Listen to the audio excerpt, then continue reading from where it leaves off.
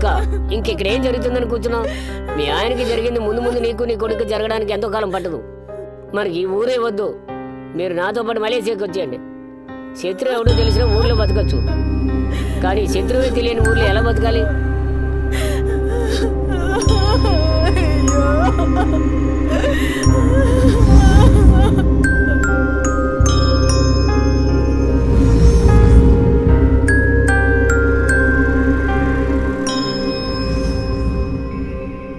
మీరు మలేషియాకి వెళ్ళిన తర్వాత కేసు 8 సంవత్సరాలు నడిచింది. దాని తర్వాత మీ నాన్న హత్య కేసులో ఒకటి సంబంధం ఉందని తెలిసి వాడిని కలవడానికి జైలుకి వెళ్ళాను. అక్కడ అతను చూడడానికి వీలు కుదరలేదు. దాని తర్వాత అతని భార్యని కలిసి మాట్లాడాను. మీ నాన్నను అతను చంపలేదట. వేరే ఎవరో చేసిన దానికి అతను డబ్బుకు ఆశపడి జైలుకి వెళ్ళినట్టు అతని భార్య చెప్పింది. ఇందులో ఎవరికి ఏ ప్రాబ్లం రాకూడదనే ఈ విషయం నేను ఎవరికి చెప్పలేదు. ఈ రోజు తను జైలు నుంచి రిలీజ్ అవుతున్నాడని తెలిసి అతను కలవడానికి వచ్చాను. అతను కూడా చంపేశారు. నిజం ఎక్కడ తెలిసిపోతుందనే భయంతో మీ నాన్నను చంపినవాడు ఇతని చంపుంటాడు.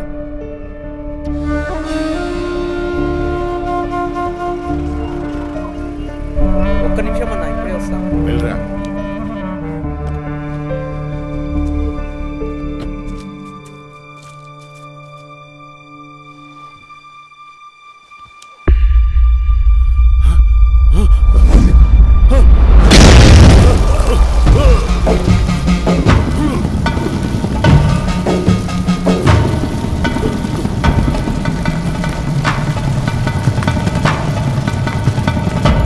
నాన్న మర్డర్ కేసు డీల్ చేస్తున్న ఎస్ఐతో నేను మాట్లాడాను. అరటికేల నరికే కొడవలతో ఎడమ చేత్తో నరికాడని చెప్పాడు.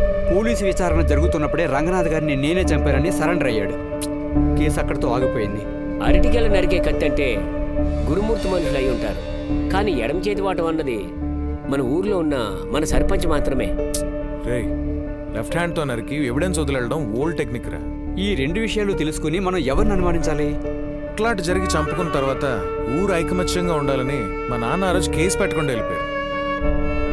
వాళ్ళు మా నాన్న చంపే ఛాన్సే లేదు.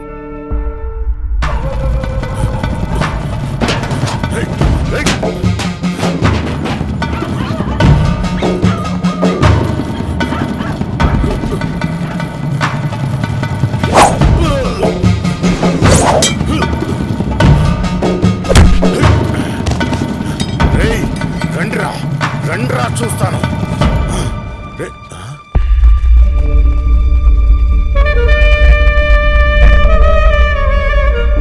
ఒక్కడే వెళ్ళి మా నాన్న చంపడానికి మా నాన్న పిరికివాడు కాదు. మా నాన్న ధైర్యం నాకు తెలుసు. స్టేషన్ నుంచి ఇంటికి వచ్చే లోపల చంపుండాలి. ఇంత జరిగిన తర్వాత కూడా వంకరపాలెం రూట్లోకి ఎందుకు వెళ్ళారు? జల్లికట్టు నుంచి వెళ్ళిన ఎద్దు వంకరపాలెంలో ఆగిందని చెప్పారు. దాన్ని పట్టుకోవడానికి వెళ్ళుంటారు. ఆ రోజు సాయంత్రం ఎద్దు ఇంటికి వచ్చేసింది. నేనే కట్టేశాను.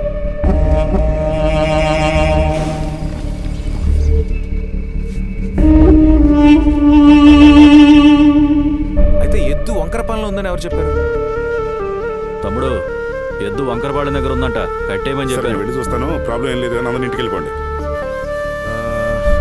అయితే ప్రెసిడెంట్ కి మా నాన్నకి ఏదైనా గొడవలు ఉన్నాయి మావయ్య? తమ్ముడు, ఆ ఆఫీసర్ చెప్పినట్టు ఈసారి ఆ విత్తనాలు వాడి చూద్దాం. పంట బాగా వస్తే మనకే కదా లాభం. మామా, ఈ రోజు మన లాభాలు లెక్కలు వేసుకుని కూర్చుంటే రేపు మన పిల్లలు నడి రోడ్డు మీద నిలబడతారు. మన తాత ముత్తాతల వ్యాపారమే అనుకుంటే ఈ రోజు మన గంజి తాగేవాళ్ళం. భూమి లేని వాడికి భూమి విలువ తెలిసేది, కడుపు కాలిన వాడికి అన్నం విలువ తెలుస్తుంది. లాభాలు లెక్కలు చూడడానికి ఇది వ్యాపారం కాదు, వ్యవసాయం. రే బండితీరా. ఉంటా మావా. సరే అల్లుడు. ఏంటి మావా ఇలా అనేసి వెళ్ళిపోతున్నాడు? ఆయన గురించి నీకు తెలిసిందే కదా. ఈ రేజం కొత్త కాదు. మనసుకు నచ్చని పని ₹1 కోటి ఇచ్చినా సరే చేయడు.